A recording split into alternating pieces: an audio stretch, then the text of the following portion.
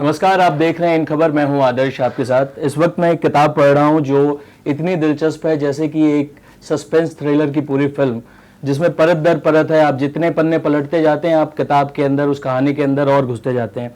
राजेंद्र प्रभाकर हमारे इस किताब के जो लेखक हैं वो इस वक्त हमारे साथ मौजूद हैं। सर, बहुत बहुत स्वागत आपका इन खबर में। Thank you so much. इस किताब के बारे में मैं आपसे बात करूं, इससे पहले आपसे ये जानना चाहूँगा कि इंस्पिरेशन कहाँ से मिली आपको ये किताब लिखने की? क्योंकि आज जब हम इस किताब के बारे में, डेडली शैडोज़ के बारे में बात कर रहे हैं, जो कि थोड़ी आर्मी बैकग्राउंड पे भी है, थोड़े खुफिया अटैक्स के बारे में भी है, और आज ही पूरी दुनिया में ईरान और अमेरिका के बीच जो चीज़ें वो चल रही हैं, सोशल मीडिया पे थर्ड वर्ल्ड वॉर ट्रेंड हो रहा है। एक तरीके से ये चीज़ें पिछले कुछ दशक में हमने देखी हैं कि, और पिछले कुछ सालों में तो बहुत ज़्यादा बढ़ी हैं। क्या आपकी किताब जो डेडली शैडोज़ है वो इन सारे इंसिडेंट्स को भी कवर करती है? इसकी इंस्पिरेशन कहाँ से मिली किताब? पहले तो इसकी इंस्पिरेशन मुझे मेरे फादर से मिली। वो आर्मी में थे। 1971 का वॉर उन्होंने लड़ा था, तो कहानियाँ उधर से सुनते सुनते और मेरा को आर्मी लाइफ देखने को मिली काफ़ी, जिसमें मेरे फादर के दोस्तों से और काफ़ी सो इन्फ्लुएंस काफ़ी रहा, और मेरा दिलचस्पी भी काफ़ी रही है जी। मैं हिस्ट्री बहुत पढ़ता हूँ, तो जो भी होता है उसके पीछे कुछ बैकग्राउंड होती है। बिल्कुल। नो दैट मैं काफ़ी हिस्ट्री पढ़ता हूँ, और जैसे जैसे ये बहुत ही रेलेवेंट बुक है आज के टाइम पे।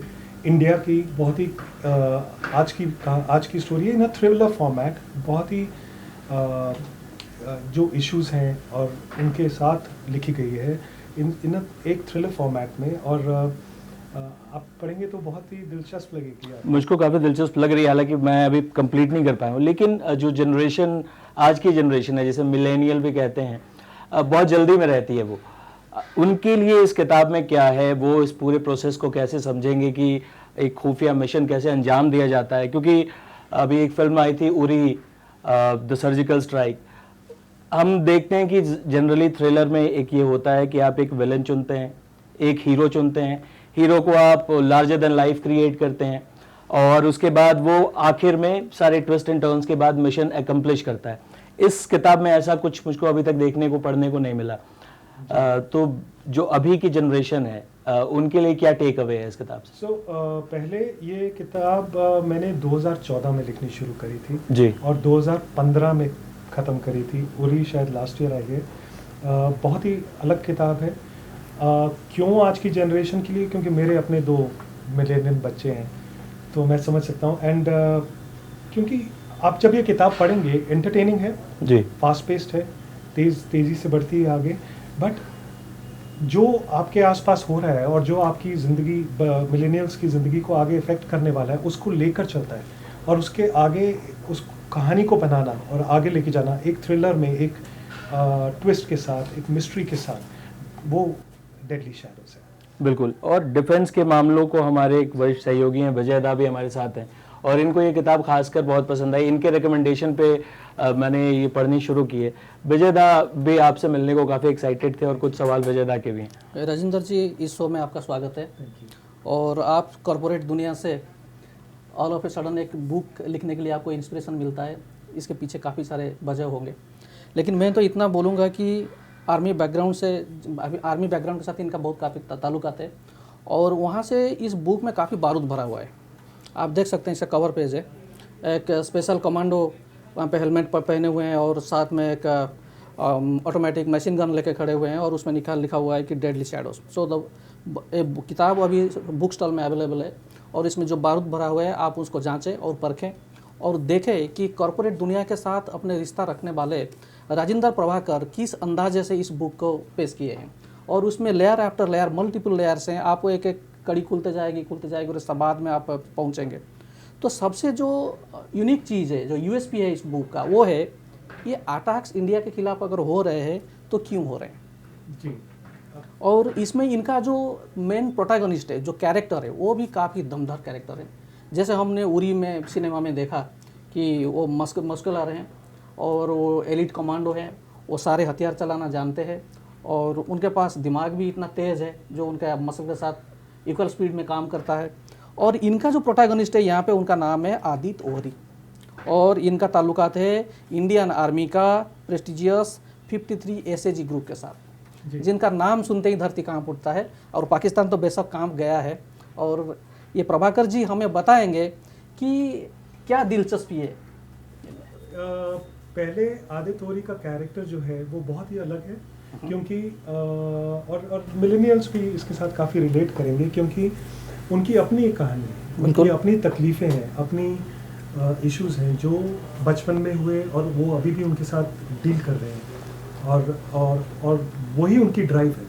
तो हर चीज़ को करने के लिए कुछ ड्राइव होनी चाहिए इंसान में, और उनकी वो ड्राइव है। और वो कैसे आगे बढ़ते हैं और उनके के साथ क्या इश्यूज हैं, बचपन में हुए, फिर टीनेजर के साथ हुए, फिर जैसे जैसे बड़े हुए और वो आगे बढ़ते रहे, क्या ड्राइव थी उनकी, उसके साथ आगे बढ़ना। उनकी पर्सनल स्टोरी भी है इसमें, और आप काफ़ी रिलेट कर पाएंगे, क्योंकि एक जद्दोजहद है उनकी अपनी, जो उनको पुश करती है वो और अच्छे बने।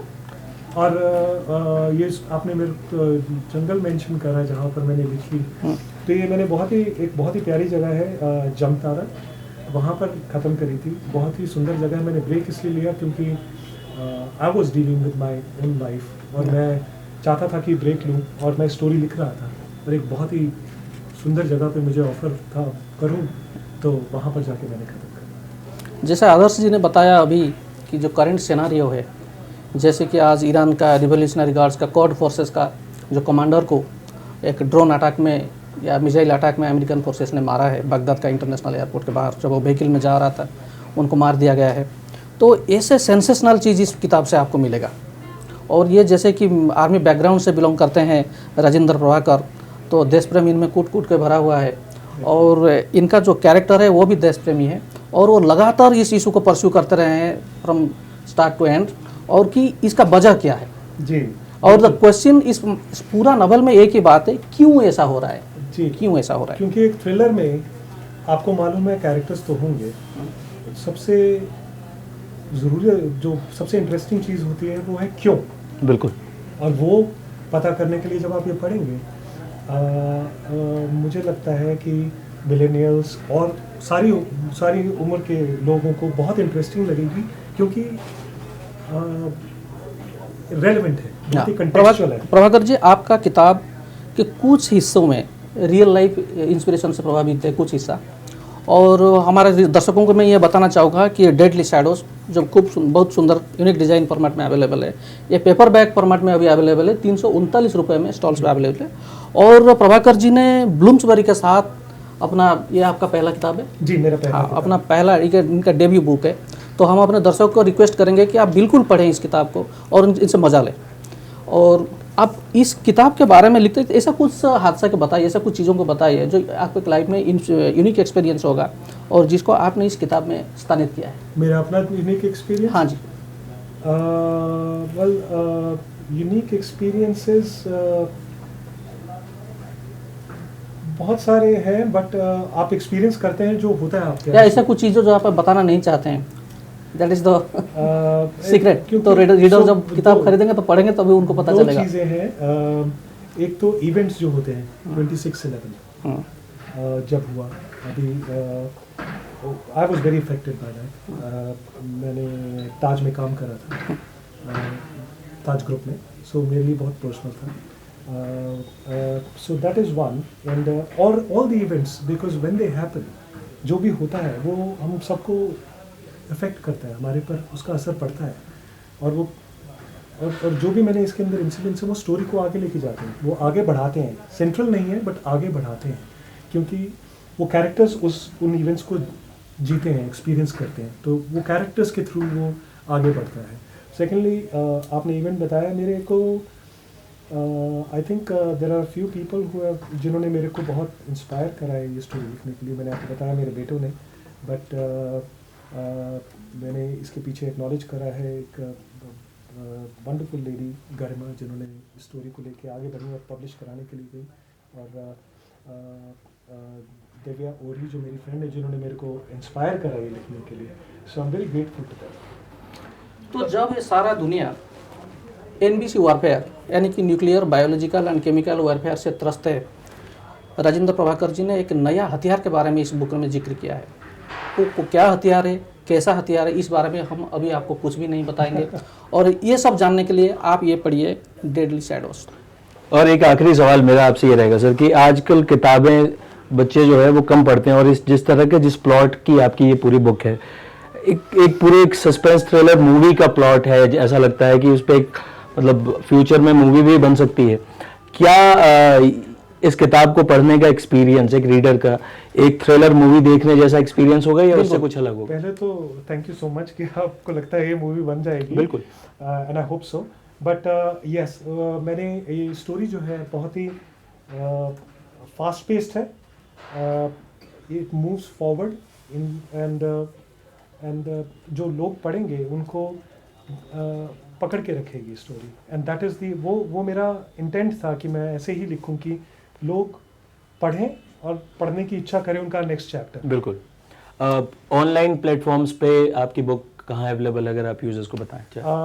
बुक अमेजोन पे अवेलेबल है ऑलरेडी प्री ऑर्डर के लिए, बट 6 तारीख से रिटेल स्टोर्स में भी अवेलेबल हो जाएगी। ओके। राजेंद्र जी, एक बात बताइए, क्या ये बुक कोई स्पेसिफिक एज ग्रुप के ऑडियंस को टारगेट करके आपने लिखा है, या ये सारे जनर्स के लोगों के लिए एप्लीकेबल है? सब पढ़ सकेंगे, सब मजा ले सकेंगे इसमें से? सब मज़ा ले सकेंगे, और यंगस्टर्स भी मज़ा ले पड़ेंगे, जैसे मैंने कहा मिलेनियल्स भी बहुत मज़ा ले पाएंगे, और बट सारी वर्ग के लोग पढ़ पाएंगे। बिल्कुल। मेरे फादर ने ऑलरेडी पढ़ ली है।